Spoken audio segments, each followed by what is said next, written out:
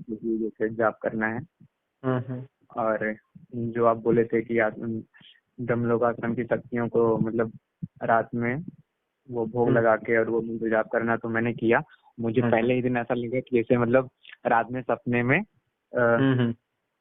जैसे मतलब भगवान का जो शिवलिंग होता है और जिसके ऊपर सर्प होते हैं ना, तो हाँ पत्थर हाँ। का ऐसे मुझे मतलब बहुत अच्छे से दर्शन हुआ। वो दोनों पत्थर के थे और हाँ हाँ। वो इतना विशाल होता गया, विशाल होता गया, ऐसा लगा जैसे मतलब पृथ्वी जो अपनी होती है ना, छोटी सी गेंद सी लगी, और वो इतना विशाल होता गया ऐसे पूरा बहुत अच्छा लगा। एक बात और बतानी थी आपसे कि हम्म। मैंने ना बहुत बहुत पहले, समझ लीजिए 3 साल पहले एक यक्षिणी साधना की थी। तो हम्म। उसमें तो मुझे मतलब बहुत डरावने अनुभव हुए थे, बहुत ज्यादा। मतलब वो समझ लीजिए मेरा साधना एकदम निगेटिव चला गया था। साधना के एक दिन पहले मुझे ऐसा वो आया था स्वप्न कि जैसे मतलब कोई लेडीज आई या यक्षिणी समझ लीजिए, हम्म। साधना स्टार्ट करने से पहले ही। तो वो सपने में उसने बोला कि मुझे मतलब ऐसे बकरे की बलि चाहिए, ऐसा कुछ चाहिए। तो हम्म। गुरु जी, मैं तो मतलब सात्विक हूँ, तो बकरे की बलि क्या, मैं तो मतलब चींटी की बलि ना दूं। तो हम्म। फिर भी मैंने मन में संकल्प किया था, तो मैंने साधना पूर्ण की। बट उसके बाद ना मुझे बहुत निगेटिव निगेटिव सपने आए। जैसे लगता कभी कोई गला दबा रहा है, कभी कुछ हो रहा है। तो हम्म। फिर मैंने मतलब उसको फिर कभी दोहराया नहीं, उस साधना को। फिर साधना पूर्ण करके छोड़ दिया। बट कुछ समय तक ऐसा लगता रहा जैसे वो सपने में कोई मुझे गला दबा रहा है या कुछ कर रहा है। और फिर आगे चल के फिर मैंने एक अप्सरा साधना भी की थी। तो उसको मैं मतलब 1.5 साल तक करता रहा, और अभी भी करता ही हूँ। मतलब उसका जैसे साधना कंप्लीट कर ली, बट उसका मंत्र जाप तो करता ही रहता हूँ, मतलब करता ही रहता हूँ। बट मुझे ना ऐसा कभी, छोटे मोटे अनुभव तो मुझे हुए, लेकिन और ऐसा कभी कोई गहन अनुभव नहीं हुआ उनका अप्सरा का। लेकिन छोटे मोटे अनुभव हुए। और कभी कभी तो जब मंत्र जाप करो तो कभी कोई प्रेरणा ऐसे होती है, तो मतलब मुझे लगता है कि क्योंकि हाँ, मतलब नहीं, आप जैसे मेरा ये महसूस किए हो कि अप्सरा साधना किया तब से सेहत में अच्छी सुधार हुई हो? हाँ, सेहत सेहत में अच्छी सुधार हुई।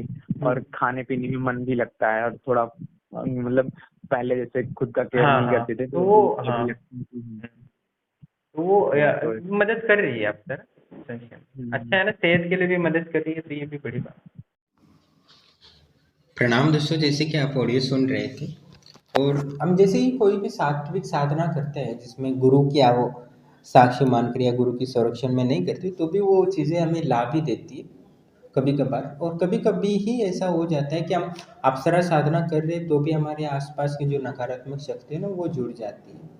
तो इसलिए गुरु की साक्षी मानकर, यानी गुरु से बीज लेके हम अपनी मन बुद्धि आत्मा में स्थापित करके मंत्र जप करेंगे तो उसका फलीभूत हो जाता है और वही सिद्धि हमें मिलने लगती है। पर कभी कभी हम अपने मन से साधना करते हैं तो वो कभी चुड़ैल जुड़ जाती है, कभी प्रेत जुड़ जाता है, जिस वजह से वो हमारे स्वप्न में आके हमें नकारात्मक चीज़ें मांगने लगती है, जैसे बलि दे दो, ये दे दो, वो दे दो, जो वास्तव में वो यक्षिणी या अप्सरा नहीं होती है। तो कभी कभी हमारी साधना सही ढंग से, सही ऊर्जा, सही देवताओं के पास जाती है। इसलिए न्यास वगैरह करना चाहिए। समझो आप गुरु के सानिध्य में नहीं कर रहे हो तो आपको न्यास वगैरह अवश्य करना चाहिए, जिससे कि आपको उसी देवी ऊर्जा का प्राप्ति हो, नहीं तो आपको दिक्कत हो सकती है। और समझो आपने गुरु से लिया है तब न्यास वगैरह करने की आवश्यकता नहीं पड़ती, क्योंकि गुरु स्वयं उस ऊर्जा को प्रदान करता है, यानी गुरु के वाणी से और संकल्प शक्ति से वो सिद्ध स्वतः ही उस गुरुदेव ने सिद्ध किया होता है, तो वही मंत्र देता है। तो निश्चित ही उससे लाभ ही लाभ होता है, उसमें कोई संशय नहीं, और जल्दी सफल होता है। पर हम अपने किसी नेट से या किताब से वगैरह लेते हो तो निश्चित ही हमारे आसपास की नकारात्मक शक्तियाँ जुड़ जाती है, और वो मांस मछली और बहुत सारी क्रियाएं मांगती। और कभी कभी तो व्यक्तियों को काम वासना इतनी बढ़ जाती है कि उसका सारा वीर्य नष्ट कर देती है शरीर से। ऐसे कई बार हुआ है, जो गुरु बिना गुरु के साधनाएं करते वो काम वासना के इतने पीड़ित हो जाते हैं कि वो सारा वीर्य को नष्ट कर देते हैं।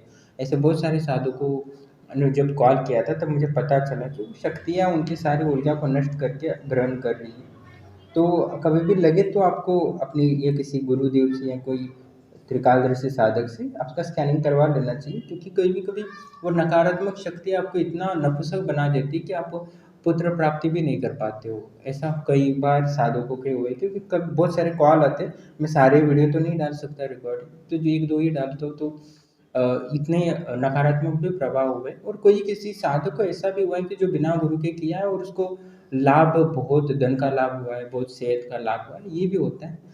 दोनों ही बातें हैं, तो अपनी मर्जी से सावधानी से करेंगे तो निश्चित हर चीज़ से लाभ होता है। हर शक्ति से हमें ज्ञान और ऊर्जा को प्राप्त करना चाहिए, क्योंकि जीवन बहुत छोटा है। हम देवी शक्तियों का सहायता लेते तो निश्चित हमें धन प्राप्ति में, योग्य पत्नी प्राप्ति में, पुत्र प्राप्ति में और सेहत प्राप्ति के लिए बहुत ही कारगर लाभ मिलते हैं और बहुत ही जल्दी सफलता मिलती है। इसलिए हमें इन देवी शक्तियों का लाभ लेते रहना है। और समझो कि हम देवी शक्तियों का लाभ नहीं ले रहे, तो हम बहुत सारी मेहनत, अपनी ऊर्जा लगेगी शारीरिक और मानसिक, जो हमारे पास होगा भी, हो भी नहीं सकता है, जिससे हमें वास्तव में जो चाहिए वो प्राप्त होने में बहुत देरी लग सकती है। पर देवी देवताओं के माध्यम से हम बहुत ही जल्दी लाभ ले सकते हैं प्रकृति से, जो धन हो या सुख भोग करके हम अंतिमतः आनंदानुभूति समाधि भी प्राप्त कर सकते हैं, जो परम ज्ञान और परम शांति प्राप्त करा सकता है। इसलिए देवी शक्तियों का निरंतर लाभ लेना चाहिए, भले आप 10 मिनट भी देते हो उनके प्राप्ति के लिए, तो भी लाभ होता है, इसमें कोई संशय नहीं। बहुत सारे ऐसे साधक है जो काम में व्यस्त रहते हैं, पर वो चलते फिरते भी जब करके आश्रम की शक्तियों से प्रार्थना करते हैं तो भी उनको लाभ हुआ है, इसमें कोई संशय नहीं है।